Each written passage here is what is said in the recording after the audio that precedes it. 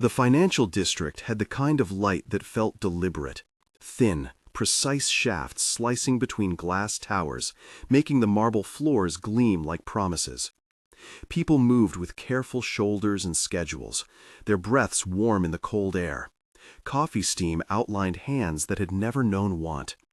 In a narrow shadow at the base of a tower, a small figure folded herself into the hollow of an entrance, clutching a creased card to her chest as if it were a small secret heart.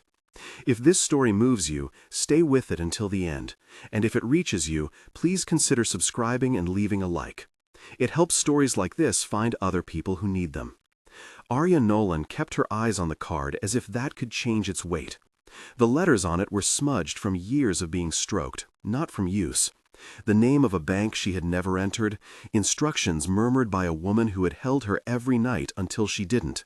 The single urgent command that had become a rule of life: keep it safe. Hunger lived behind Arya's ribs like a small animal that rose when she opened her mouth.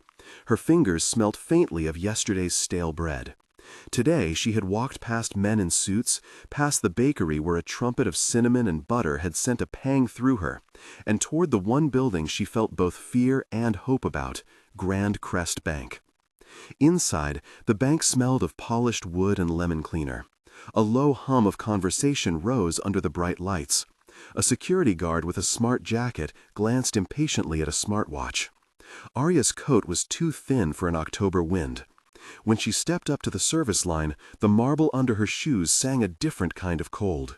She kept the card folded in her palm, like a promise she had to show to someone who would understand how little she had. Eleanor Rohr watched her from the counter before she caught herself watching at all. Elena's station had a small ceramic pot with a succulent and a photograph of a child at a school play, a softness against the pale efficiency of the bank. When the queue dwindled, Eleanor rose and motioned the girl forward with a voice that did not ask why. "You look like you need help," Elena said. It was not the bank's official language, but she had never been very good at official anything when it came to faces that seemed porous with need. Arya opened her mouth and then closed it. The card felt heavier all at once. "My mother said to keep it safe," she answered, the sentence small and precise. She said, "If anything happens, check it. I have nothing left." The phrase landed in Elena like a pebble in a quiet pool. She turned the card over. The bank's logo met her eyes. A little too. "Let's go see," she said, and the act of saying it made the building less like an altar of money and more like a place with people in it. They walked to a terminal tucked away in a corner where customers rarely went. The screens there were private by design, the chairs low and uninviting. Elena's fingers moved with practiced ease, calling up fields, entering a number. A curious thing happened in that polished hall. Near them, a ripple of commotion started, like the first lines of a tune. A man was arguing in a voice too loud for a bank. At first, Arya watched him in a detached way. The city's people always had dramas. Until she saw what he had in his arms. The man carried a small primate, a baby monkey with wide, searching eyes. Its fur looked brushed and expensive. Its hands were like tiny, clever machines that clutched at the air. The man himself wore a jacket of a fabric that had no business mixing with the bank's austerity, and a watch that seemed a small sculpture. His face had the calm of too many choices, the hardness of someone used to people adjusting to him. That was Maxwell Grant. Maxwell had bought the monkey because he liked to collect things that made people talk. Yachts, a boutique hotel downtown, a painting he claimed had once been the favorite of a forgotten poet. The monkey was a statement in fur, a living proof that wealth could possess whimsy. He had brought it to the bank to sign paperwork, and the monkey, bored of being an accessory, had taken its curiosity seriously. It slipped from his arms with the focused errand of any small creature, and scampered, like a question alarmed, toward the scent of something small and soft. It halted at Arya's knees and tilted its head. The monkey's eyes were raw with wonder. They had no comprehension of the city's categories. It reached up with the same singular intention children and animals share when they encounter something unassuming: to touch, to investigate, to acknowledge. Arya froze, but her hand moved on its own, slow and careful, an offering of a piece of yesterday's bread she had kept in her pocket. She had saved it for a hunger that might come later. The monkey accepted it like a blessing, and then, as if reading the room, curled into her lap with a contented sigh. A hush dropped over the marble floor. Maxwell's laugh, startled and small, recalibrated to an awkward charm. "He's tame," he said, more to himself than to anyone. "He likes people." In the small, private glow of the terminal, Elena had the numbers appearing. There is a particular sound to a moment that will change life. The faint click of keys, a throat clearing, then silence as a balance scrolled into being. Arya watched the screen as if she could bend the digits with her gaze. The cursor blinked, and finally the amount resolved into a line she could read. It was more money than any of them expected to see in that context. Not merely enough for a few meals, but a sum that suggested a different vocabulary of tomorrow. Elena read it aloud before she could stop herself. 500,000, she said. The bank around them seemed to inhale. The marble walls took years off their coldness. Maxwell's face, which had been carefully arranged in small, ironic astonishments, lost its practiced texture. He stepped closer, and in the stretch he exposed something like curiosity that had nothing to do with headlines. "That can't be right," he murmured. His monkey peered at the screen over Arya's shoulder, a furry diplomat between two kinds of life. Elena's fingers moved to verify.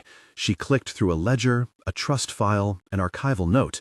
"There's a trust," she said. "Victor Hale established it. It was supposed to be claimed by the child of—" She hesitated, because the bank's language did not always translate to simple human stories. "The child of someone he cared for." "Victor Hale," Maxwell repeated, as if the name had a texture he wanted to chew. He knew of Hale, the entrepreneur who had made a fortune building shelters and funds in quiet corners, the sort of man newspapers wrote about in thin columns, and whose obituary had read with respectful distance. It seemed impossible, and then, in the way most real things reveal themselves, entirely plausible. Someone had planned a kindness and set it in motion, like a stone rolled into a river. Arya pressed the card to her mouth as if it could whisper back the promise her mother had given. Her breath trembled. "My mother? She worked nights at the shelter. She said Victor Hale helped when they couldn't, when there was nothing." The words were a thread catching itself. "She told me to keep the card safe. She said, if I go, give it to the right person. I didn't know who that meant. I thought maybe it was nothing." Maxwell's monkey shifted, making a small, honest sound. He reached out, almost without thinking, and let the creature's hand rest on his knuckle. For a man used to making decisions by the tilt of a balance sheet, decisions that came with teams and timelines, the monkey was a confusion of immediacy. He saw in Arya's face the precise map of someone who had never been given a choice of which day would be the last to be hungry. He felt, with a clarity that startled him, a pinch of responsibility where before there had been only diluted charity in press statements and tax deductions. Other customers glanced over, their eyes flicking like small boats on a canal. Some had a luxury of empathy, others had a practiced neutral. Maxwell's posture, once a fortress, softened at the edges. He stepped forward and lowered his voice in a way that asked to, "If this is what I think it is," he began, and the words surprised him with their bluntness, "then this isn't about me. It shouldn't be about me." Elena looked between them. The bank's clerical language tried to assert itself, forms, signatures, some boxes that needed checking. But the human current that had pooled in that corner of the room moved them all out of the usual lanes. Maxwell took out his wallet, a gesture that could have been posturing. Instead, he placed a crisp note into Arya's hand. It wasn't the kind of relief that would lift her into comfort, but it was first aid, food money, immediate and honest.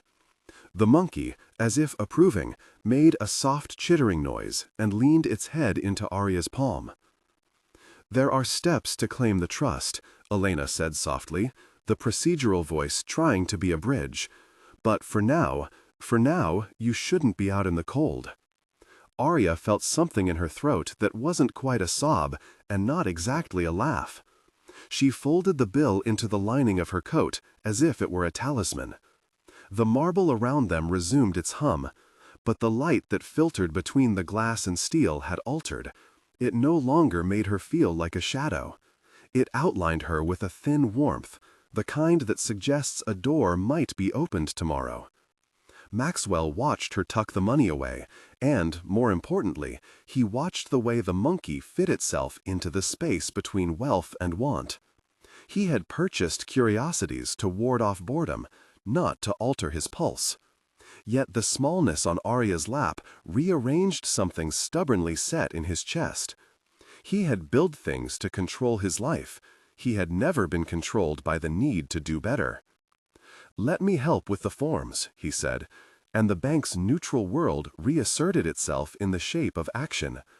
He would call lawyers, he would sign the correct releases, he would make sure Victor Hale's intention reached the child it was meant for. The sentence dangled between them like a promise with a name. Arya looked up. Her eyes held the exhaustion of months and the immediate, uncalculating trust of someone who had been given a margin for the first time. "Tomorrow won't be the same," she whispered, more to herself than as a prophecy. The monkey slipped from her lap and climbed onto Maxwell's arm, as if consenting to the change it had helped to begin. Outside, the light through the towers lost its clinical edge and warmed a little, as if the city itself recognized a small recalibration. The card in Arya's palm had been a fragile map to a life she could not yet imagine, and now the lines were beginning to be traced. The bank would have its forms and signatures and the slow procedural work of converting a trust into a future. But in the hollow of that polished hall, with a monkey curled on a millionaire's arm and a clerk who had chosen to see a person rather than a case number, something practical and human had begun. Arya folded the card and put it back into her pocket. She had been taught to keep secrets safe. Perhaps, she thought, some secrets were kept so they could be given at the right time. The warmth in her chest was tentative and new, but it was enough to steady the small animal of hunger for tonight. Maxwell adjusted his coat and looked at Elena, an offer lodged in his eyes that had nothing to do with headlines. "Start the paperwork," he said, "and find out what else Victor Hale specified." Elena nodded, the clerk who had become a guardian in a moment, and led the way to the back offices. The monkey settled deeper into Maxwell's lap, as if satisfied that its curiosity had not been in vain. Arya wiped her hands on her coat and, for the first time since her mother's voice had said, "Keep it safe," imagined a morning that smelled of hot bread rather than cold metal. She held the card a last time before tucking it away, a small, secret heart, and stepped out of the bank with a lunch tucked into the pocket of her coat and a stranger's hand that had decided to do the unhurried thing: help. The street seemed less like a gauntlet and more like a path with a possibility. She believed, in a child-soft way that did not yet name itself, that tomorrow would carry an answer. The card had been the key. The monkey, improbably earnest, had been the bridge. Maxwell Grant, who had expected nothing more from the creature than conversation at his next gala, now felt the unusual tug of something that would change the scope of his days. Some kindnesses arrive in plans and ledgers. Others arrive in the scatter of an animal's curiosity and the decision of one person to act humanely. In the lamplight between towers, that distinction came into focus like a photograph developing. Arya walked home with her stomach quieter than it had been that morning. Behind her, the bank returned to the usual cadence: customers, appointments, quiet money lives. But in the small world around the marble counter, a trust had begun to do what trusts are meant to do: carry an intention forward. The monkey watched the street with damp, alive eyes, and Maxwell watched Arya, learning how to listen. The city kept its precise light, but now it had room for one more story of warmth. Tomorrow would not be the same. The card, folded and safe, was a promise whose edges were starting to show.